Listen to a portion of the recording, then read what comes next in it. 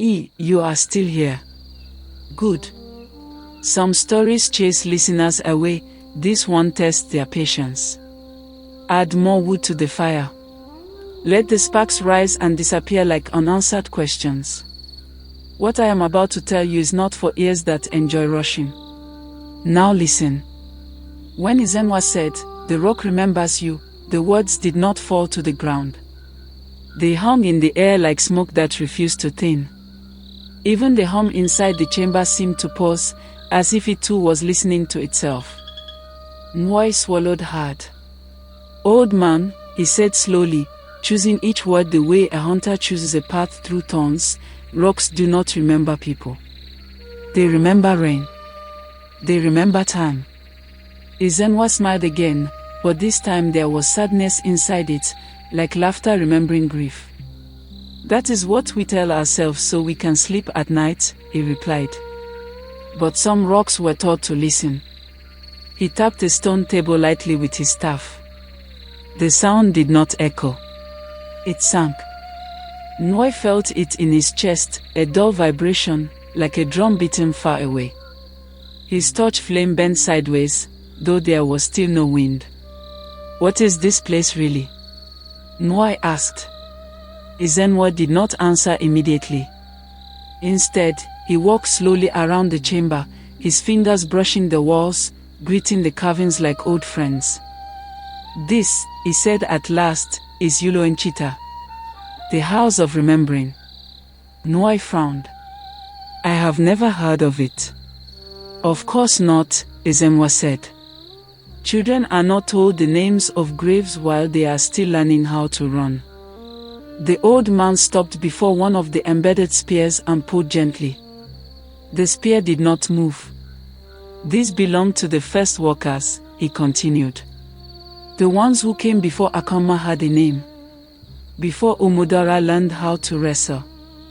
Before Nkola learned how to count profit faster than truth." Nwoye shifted his weight uneasily. "Then why is it still here?" Ezenwa turned to him sharply. "Because something unfinished does not die. It waits. Oh, let me tell you something here, my children. There are places in this world that do not age, they accumulate. Every fear, every promise broken, every truth swallowed instead of spoken, they all pile up quietly. This rock was one of such places." Ezenwa gestured for Nwoye to sit on one of the stone seats. Nwoye hesitated. "I am not." "Sit," the old man said gently but firmly. "Standing too long in this place makes the past think you are challenging it." Nwoye sat. Immediately, he felt it. A pressure behind his eyes. Not pain, memory. Not his own.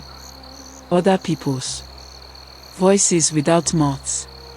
Laughter without joy. He gasped and stood up again. Ezenwa nodded. "Yes. That happens to first-timers." "First-timers?" Nwoye echoed. "So there are others?" The old man's eyes darkened. There were. Silence settled again, thicker than before. Nwoye looked around the chamber more carefully now. He noticed things his fear had hidden earlier. Small clay bowls arranged near the walls.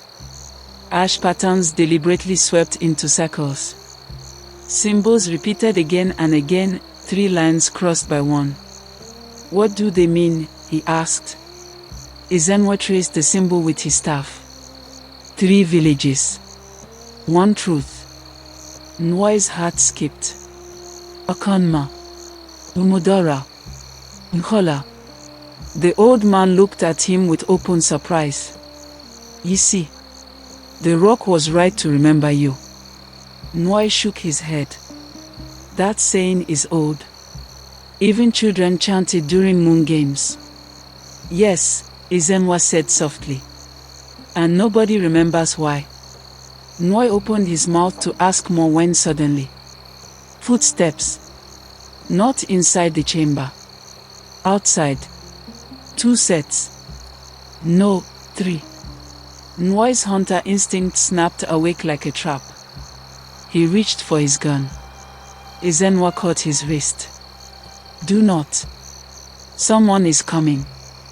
"Yes," the old man said calmly. "They always do, once the rock wakes." The hum deepened again, louder now, vibrating through bone and stone. Voices drifted in from the entrance, low, cautious, unfamiliar. "I told you it was here." "Lower your voice, fool. Do you want it to hear us?" "Hear us? It is just a rock." Ezenwa sighed. "Ignorance is always loud." Nwoye's mind raced. "Who are they?" "Men from Umudara," Ezenwa replied. "And one from Kola. Traders of opportunity." Nwoye's blood ran cold. "How do they know about this place?" The old man's gaze hardened. "Secrets are like palm wine. Once you open the calabash, the smell travels." The footsteps grew closer. Torchlight flickered at the entrance. Nwoye stood. "I did not tell anyone." "I know," Ezenwa said. The forest did. The first man entered, a tall fellow with scarred arms and eyes that counted everything twice. Behind him came another, shorter, smiling too easily. The third hung back, his gaze darting like a rat's. They froze when they saw Nwoye. Well, the tall one said. "If it isn't Akoma's unlucky hunter." Nwoye recognized him. Maduka of Umudara, known for strength and greed in equal measure. "This place is not for you," Nwoye said. Maduka laughed. "Says who?" "The rock." Ezenwa stepped forward, planting his staff firmly. "Yes," he said. "The rock."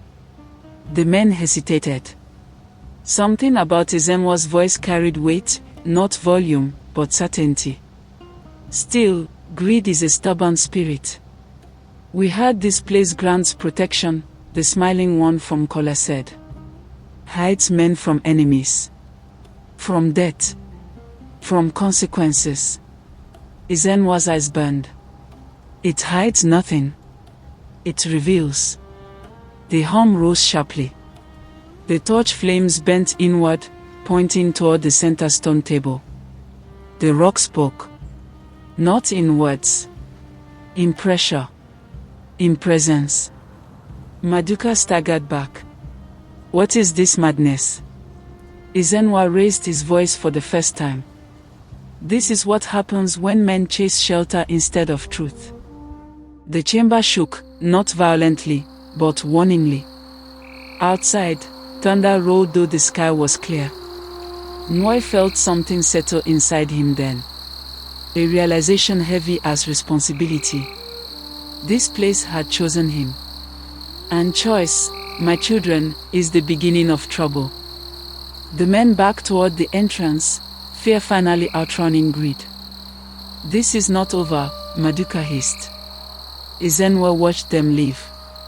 "No," he agreed. "It has just been announced." Nwoye turned to him, heart pounding. "What have I stepped into?" The old man placed a hand on his shoulder. "A story bigger than hunger," he said. "And once a story notices you." He paused, letting the word sink. "It does not let go." Outside, the forest exhaled. And far away, in Akoma village, Mbik woke suddenly, her heart uneasy, muttering her husband's name into the dark. "Oh, rest now. Because in the next telling, you will hear how villages begin to argue with shadows, and how truth, once disturbed, refuses to sleep again."